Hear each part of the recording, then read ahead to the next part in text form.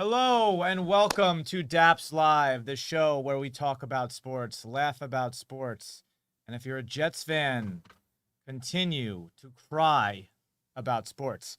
Get in the comments now, drop your questions, and we will answer them. Follow the page, and be sure to DM us. No Ethan today. We have someone a little bit better looking, slightly better looking. Pam, Just ever welcome. so slightly. Pam, welcome to Dappz Live. Hi, everyone. Thanks for having me. I appreciate it. Pam, your weekend was good? Weekend was solid. Weekend was very solid, yeah. I just watched a lot of sports and just hung out. How was your weekend? It was good. It was good. I'm glad we got to shoot a Cardinals skit about Kyler Murray. And we'll segue right into the Cardinals are the most embarrassing team in the NFL.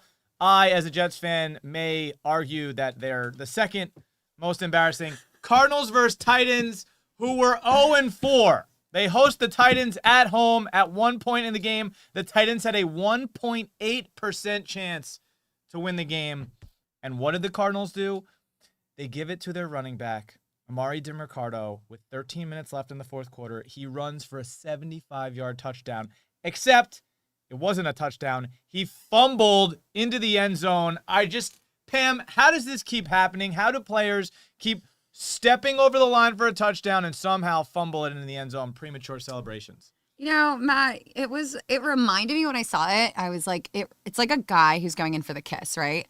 And the girl's already given the green light. Like, it's going to happen. And he's about to kiss her. And then he goes, wait, can I kiss you? It's like, you're already there. Like, why not, like, commit, like, fully commit, take it all the way through? So I feel like once we figure out why guys keep doing that, we'll figure out why he keeps doing that. Totally, because I don't understand this. It's making me... Makes no sense. It's aggravating me looking at this screenshot right now. It aggravated me in the game. And this is just one of many plays in the game. They're absolutely ridiculous. Kyler Murray got doinked in the face at one point.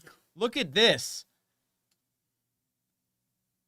Pam, I just feel like you could have caught that hike. You know, I feel like you could have caught it.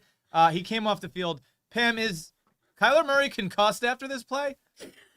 You know that meme? I don't know if you guys have seen that meme where the little girl is like going to catch the ball and it hits her in the face, and it's like this like little like blonde girl. That's what that just reminded me of. Kyler is the little blonde girl. He's the little girl who just has like butterfingers. One, he seemed to play it off very well. At least he's not a soccer player, because he would have been down on the ground, rolling around, like acting like he was concussed. He's probably more embarrassed than he is concussed. So his ego is concussed. So then with 4:45 left on the clock, the Titans score this touchdown, which was absolute mayhem. Cam Ward throws a pick. Cardinals D-back intercepts it, hits the ground, fumbles it. The ball gets kicked around, and Tyler Lockett jumps on it in the end zone. One of the most ridiculous touchdowns we've seen this season, if not the most. The Cardinals blow an 18-point lead. Titans score 16 in the fourth quarter. Pam, will there be a worse loss this season? Luckily for the Titans, the Jets still exist in the league. So I don't think they have to worry about being the worst loss. The Jets will probably hand us that at some point. I also do wonder, is it time that they start looking at relegations for the NFL like they do in soccer? It's crazy to say, but they might be more embarrassing than the Jets. Moving to the Yankees should just quit right now, please. All these Yankees fans last week chirping in my ear about how the Mets go sit on the bench. You got 6 extra days of baseball. Congratulations, Yankees fans. The New York Yankees lose again to the Blue Jays. They are 1 game away from elimination, just days after the champagne party over the Boston Red Sox. I just think that maybe we shouldn't have champagne for winning a wild card game. I don't know. Argue with me in the comments. Tre Yesavage, a child, made this $300 million roster look like little leaguers. This team is absolutely pathetic. They lost game 1, 10-1. They lost game 2, 13-7. I mean, these are football scores, all right, that the Yankees are letting up. 11 strikeouts for Tre. Max Fried, who is their ace, looked like shit. Aaron Judge making errors in right field. This is not very Shohei Ohtani-like. Pam, can we call it, are the Yankees done? Okay, first of all, I don't think anyone should be running to go book a vacation anywhere, because as we know, it's not over until it's over. And especially when it comes to the Yankees, like they're notorious for coming back. And there's many teams that we can look at who do that. Like the LA Kings in 2012, they were 8th in like the Western Conference and they ended up winning the Stanley Cup. So I don't think we have to write off the Yankees quite yet.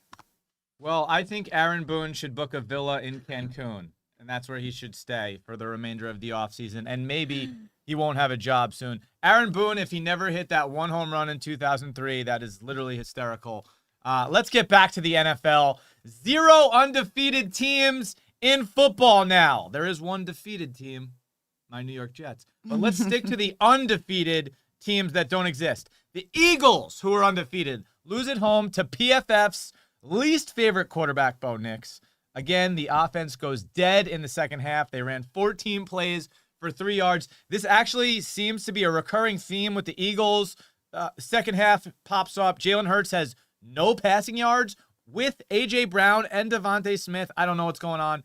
Jalen Hurts was sacked 6 times, which is very unlike the Eagles' offensive line. Saquon Barkley, 6 rushes for 30 yards. Where is the 70-yard burst touchdown run that we saw last year from Saquon every other game? Pam, what's going on with the Eagles? Okay, I feel like the Eagles are just in couples therapy right now. They're not getting along and they're not seeing eye to eye, which is why I think Jalen Hurts was not getting protected as he needed to. So I think we just got to let them cook. We just got to let them ride the wave a little bit longer, let them go through their couples therapy, and I think they'll be back. It'll be fine. The other undefeated team, the Buffalo Bills, lose at home to Drake May, and the return of Stephon Diggs. Patriots, this side eye is the best from Stephon Diggs to Josh Allen. Bills turned the ball over 3 times. Very un-Buffalo like. Drake May, 273 yards, no touchdowns. Obviously, he made some big plays. Stephon Diggs, 10 catches on 146 yards, returning to Buffalo. Pam, the question is, are the Patriots for real? Okay, so I've been saying the NFL is like a drama series to me. It's like a reality show.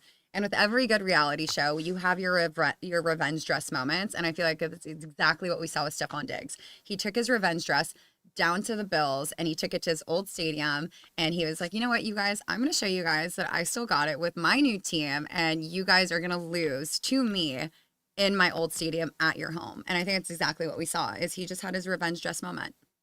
Revenge has been made. We're going to talk about one of the most confusing players in the NFL. Ramondre Stevenson fumbles again. If you forgot, Ramondre against the Patriots had the ball at the 1-yard line. He fumbled into the end zone. Not the Demercado, Adonai Mitchell style where they're just being careless.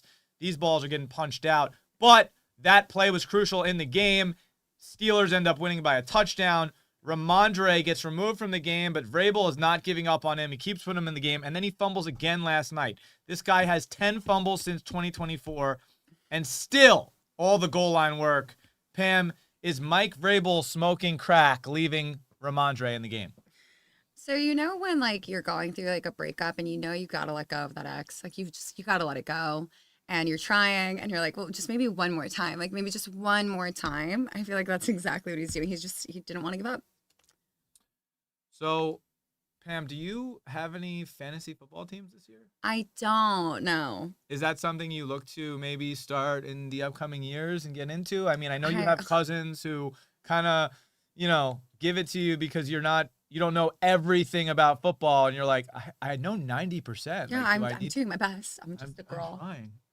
Yeah, maybe if they get you in one of their fantasy leagues, we can switch this around. I would also like to say a prayer for Travion Henderson fantasy owners because Travion, 4th round pick, this guy has not gotten one carry at the goal line. I don't think he has a touchdown this year. Unbelievable. Moving right along to Seattle, the Bucs might win the Super Bowl again. The Bucs go into Seattle and win 38-35. I think they covered the spread, Dill. What was the spread? 3.5? 3.5. Baker keeps baking. 90% completion percentage, almost 400 yards and 2 touchdowns. 90% completion percentage is ridiculous, by the way. Absolutely absurd. This guy has Mike Evans, who's out right now. Godwin came back from injury, and he's got the rookie of the year, Egbuka, right now. Egbuka continues to dominate the NFL as a rookie. First player in NFL history to have 25-plus receptions, 5 touchdowns and 400 yards in his first 5 games. And we've got a video that you have to see. This is Rob Gronkowski continually. I'm doing what Rob does. Rob Gronkowski continues to not be able to say or pronounce Egbuka's name. Take a look. Throughout the 4 quarters, but Baker Mayfield also did it without his number 1 wide receiver, Mike Evans. And you got to give credit to this rookie sensation wide receiver out of Ohio State, Emeka Egbuka, going for over 100 yards. Emeka Egbuka. I'm getting confused. Going lights throughout the Egbuka. You got to love Gronk. I mean, this is why he's on TV. There's moments like this. Look at all the guys. They love him. Pam, do you not want to be on a panel with Rob Gronkowski, being able to ask him questions? Oh my God, I'd love to. So, what do you think about this win? Tampa beats Seattle. Pam, are the Buccaneers for real? Are they a team that could make some noise in the playoffs? Absolutely. I think we're seeing the Baker Mayfield comeback story. I think, when like you're in a toxic situation where it's like, not like you're blocking somebody and you're unblocking them. You're like, okay, let's try this again. No, I don't like you. And really all it takes is finding like the right system that works for you so you can like be your authentic best self. And I think that's exactly what we're seeing with Baker Mayfield. He's finally with a team that is blending well with who he is. I think they're supporting him in the right way. And you're seeing him obviously with his stats just in the last game alone. I love that comparison because Baker has definitely been in some toxic relationships. With the Browns, it's like the Browns relationship for Baker was like you're doing everything for the other person. You're the best partner they've had in 20 years, and you're still just not good enough, right? Not enough. And then he goes over to Carolina where he's not wanted. He goes and he does a little one-night stand with the Rams real quick, right? Then he finally finds his soulmate, Tampa Bay. Really, really great, great relationship Baker has over there. Tampa Bay won a Super Bowl. I know Tom Brady was in town, but they still have Godwin. They still have Mike Evans. They still have that core, all right? So besides Tampa Bay, give us a couple teams. This is the way too early. You can't get this wrong, Pam, but way too early teams that could potentially be in the Super Bowl. Bills. I'd say Bills. Am I allowed to see the Buccaneers again? Bills, Bucks. I'd say Bills, Bucks. And I'd say Eagles. I was going to say Eagles. I'd say Eagles and Pats. So those would be my top 4. You think the Rams got a chance? Your LA natives? Do you think I am an LA native. Rams or Chargers? Who do you like more to be in the Super Bowl? People ask me that all the time. I don't really have an allegiance to either. As long as there's an LA team winning, I'd be stoked. So I could go either Rams or Chargers, but I feel like the Chargers have been more enjoyable to watch so far this season, so I'm going to lean Chargers. OG Giant in the comments says the Bears. Listen, that's a stretch. I'm rooting for you, OG. I don't know. Book it. Bucks to the NFC Championship. Let's get back to baseball before we shit on the Jets. The Jets. Poor Jets. Poor New Yorkers. Shohei Ohtani is a fucking god. Baseball has been played professionally since the late 1800s. The best person at that 150-year-old game is on the Dodgers. His name is Shohei. Scary second inning. Shohei's pitching, by the way. Okay. Gives up 3 runs. Phillies go up 3-0, and it's looking like this is not good. Phillies are about to win this series fast. The Dodgers bullpen stinks. They already let up 3 runs. Ohtani's supposed to be the ace.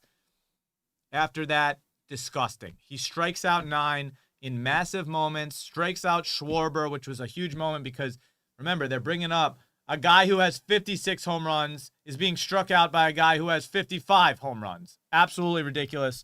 And this was such a big moment, too, because Schwarber, it's the 5th inning. There's 2 outs, 2 men on, full count. And what does Ohtani do? He throws him a nasty breaking ball to strike Schwarber out. This is why he got paid the amount that he did. This is why everybody wanted him. He's a two-way player. Ohtani has been dealing with injuries the last couple of years, which has kept him off the mound. But the Dodgers have really done a great job integrating him slowly back into pitching 3 innings at a time. And now you can pitch him 6 innings in the playoffs where you need him. They got Sasaki closing, which is brilliant of the Dodgers. Pam, are the Dodgers winning the World Series? I mean, they better for how much money they've spent on this team. There's a song by Pause that I love, and it's Money Talks. And I feel like money talks. And every girl knows you get what you pay for. Listen, the Dodgers might prove to everyone you don't need a bullpen to win a World Series, which is very, very scary for the rest of the league. And now we're going to move right along to the Jets, who are fucking pathetic. The Jets lose to the Cowboys 37-22. And 37-22 might sound like, oh, the Jets scored a bunch of points. No, it was all in garbage time. It was 30-6 to start the fourth quarter. The Jets hurl up 2 touchdowns. Okay, Matt, I'm not going to lie. Like, I just feel like the Jets are just ass right now. They're just ass. No, What's that Cam Warden thing that he just said? The Buck thing? We ass. So, Pam, you're right and you're wrong. They're not ass right now. Defend your team. They've been ass for 15 years. The Jets have not made the playoffs. Made the playoffs in 15 years. They are horrible. I hate them. It's so hard to be a Jets fan. Remember, guys, my grandpa was a scout for the New York Jets growing up, so I didn't choose this life. This life chose me, and it's just been an absolute nightmare. I truly believe with little to no managerial experience that I could do a better job than the current administration, we'll call it, because the Jets are 0-5, so all I'd have to do to beat this is win 1 of 5 games to start the season.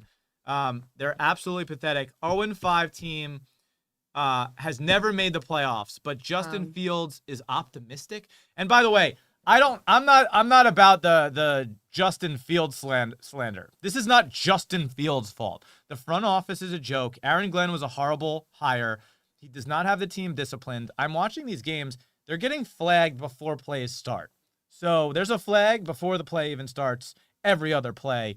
Josh says, your streams remind me of when I used to kiss my cousin. Keep it up. Okay, thank you, Josh. Aaron robbed them for 2 years, but they always been asked. Guys, by the way, Aaron did not rob the Jets. This is a twisted narrative. The Jets robbed Aaron. Trust me, the Jets were horrible before Aaron got to town. They actually had their best season with Aaron in the last 10 years. Now he's gone. Justin Fields needs a really, really good coaching staff behind him. I still believe in Justin Fields. This is not that coaching staff. They are running the ball in horrible situations. They have a guy who can throw the ball, right, and use his legs. This is absolute garbage. They have 0 takeaways this season, which has never happened before, by the way, and they've averaged 5 yards per pass. Pam, I think I know your thoughts on the Jets. Is there any hope for a sad Jets fan to turn this season around? I mean, listen, I do believe in the power of prayer. So maybe if all of you Jets fans out there just start praying, pray that things turn around for your team. But you never know. It's early in the season. So I can't sit here and say they're going to be the worst for the entire season. It's early. But I will say, Matt, I admire that you are loyal to the soil. And I think that is very admirable. And I hope that everyone watching this remembers to stay loyal to the soil. I feel like the Jets are that relationship where, like, a woman finds a man who's like a real fixer-upper, you know, doesn't have a job, plays video games. Nice. He's depressed. He's nice, and you're gonna come into his life and you're gonna change him and you're gonna get him off the couch and just takes the right kind of love. Yeah, you're just gonna love him into a job and a hobby, and he'll turn it around and he'll make the playoffs in 15 years. You never know, Matt. You never know. I don't know. JD says the Jets are great to watch. What does he say? To watch to lose. Thank you, JD. That's great. They have as much hope as the Dolphins. The Dolphins have more hope, Joe. And OG says, so in that sense, would you say Dame robbed Milwaukee and Milwaukee robbed Dame? No, I don't know. Interesting comparison. I think that, again, similar situations with the injuries, but Dame and Giannis did have enough time together where I think they were in the playoffs together, were they not? So wishful thinking, but the cherry on top of all of this, by the way, guys, is that Mark Sanchez, former Jets quarterback, was arrested for trying to kill an old man. Why does this have to be my team, Pam? I don't understand. Mark Sanchez, by the way, the first news that came out and broke on this story was that Mark Sanchez has been stabbed. Pray for him. Then the cops come to the hospital and arrest him in the hospital. Pam, are you aware of this, Pam? You know, the CTE, what is it, CTE? The brain injuries, it's real. Yeah. It's real. That's proof. It's actually sad. Yeah, and this comparison would be when, the girl is dating a drug dealer, right? Or a criminal, or I don't know what you want to call this. I actually have a girlfriend who did that. She was straight up dating a gang member, and I was like, I just don't see how you think this is gonna pan out well. And needless to say, and she's making excuses to you, and no, he's gonna change. He's right? an ex, yeah. So I mean, listen, Mark Sanchez, by the way, this is not the guy you think is going to get arrested for stabbing somebody. Pretty clean cut guy, went right into broadcasting after the Jets. I think that the butt fumble probably really just put a stain, a blemish on his career, because after that butt fumble for the last 10 years, just think about it. You're walking around town, you're at football stadiums, you're at bars, you're at clubs, and some drunk guy comes up to you and he's like, "Hey, Mark Sanchez, remember the butt fumble?" And he's like, "No, I forgot about it. I forgot about the butt fumble. What's that?" Right? So, again, this is just the icing, the cherry on top of the New York Jets. Absolute joke. Bears and Caleb taking over the NFL. We have a lot of Bears fans in the chat today. Dang. I will say, as a last segment today, I'm very impressed with Caleb Williams over the last couple weeks. Him and Ben Johnson seem to be putting it together. They did sneak a win out against the Raiders. But if they can start to click on offense and put up points consistently, which is why they brought Ben Johnson in, it's going to be interesting to see. Caleb definitely has the tools. He's got to settle down a little bit. All right, he's got to stay in the pocket a little bit more. But I really think that there's a chance. Joker says, "Let's go Colts." Guys, Dylan has been talking about the Colts as a for-real team. I thought it was going to be a closer game. I don't know why. The Raiders stink. Colts absolutely dominated the Raiders. They've been dominating bad teams, which is what good teams should do. I'm not completely sold on the Colts yet. They gotta beat a couple good teams. All right. They gotta beat a couple good teams, and then I'll believe in you guys. All right. Pam, what do you think about the Colts? Anything? I was about to say, I actually think that the Colts do seem a lot stronger this year, and I do feel like there is a chance that we see them being maybe even in the top 4. Again, it's so early in the season, things can change so quickly. So I wouldn't be mad if I saw the Colts knocking out one of the top 4 people I said. Well, I mean, it's not impossible. Daniel Jones looks good. Jonathan Taylor could be the best running back in the league right now. Tyler Warren is a stud. Defense is pretty solid. Guys, oh, there you go. Joker says Tyler Warren is a beast, and Colts fans since 08, we going fair. Listen, and then MVP Dak Prescott. That's been a conversation that has been coming up over the last 48 hours. Listen, I was always a fan of Peyton growing up. I hated Tom Brady. I hated the Patriots. I always wanted Peyton to outperform. Obviously, that didn't happen. But still, this MVP Dak conversation is serious.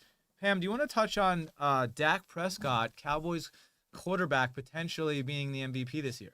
I honestly would love that for him. I've actually been a fan of Prescott for a few years now. I do have a soft spot for the Cowboys. I know everyone hates them, but I think I would love to see him get that, because I don't see him winning a Super Bowl with the Cowboys anytime soon. So at least he can get that win. Joe Fitt says, typical delusional Cowboys fan. Well, without CD, I don't see it happening. Let's go. We need a chip. The only reason Dallas is not 0-5. I mean, listen, guys, this is a Cowboys team that has all the tools to at least get to the playoffs. They should be able to win some games. They're beating bad teams. They're beating the Jets. They're beating the Giants, right? But I will say, if CeeDee Lamb doesn't drop 4 passes week 1, they beat the Eagles. So don't forget about that. Cowboys could make some noise. Their defense seems to be coming together after they got rid of Micah. Kenny Clark came in. So maybe they're getting the glue together on defense. We will see. Kobe says she knows what she's doing. And he's talking about you, Pam. All right? Hey. You know what you're doing. So, Pam, you listen, don't let your family members who are all footballers, all right, talk down to you. That's right. Say it again. I know what I'm doing. All right. You know what you're doing. All right. Now, guys, Dappz Live every single day at noon, guys. Please follow, share the live. We're on YouTube. We're on TikTok. General Managers, if you want to talk fantasy, Tuesday, every 4 p.m. Pacific time. And the cookbook.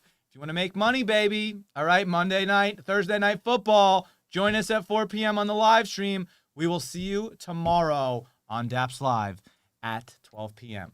I am Dappz. That's Pam. Catch you later.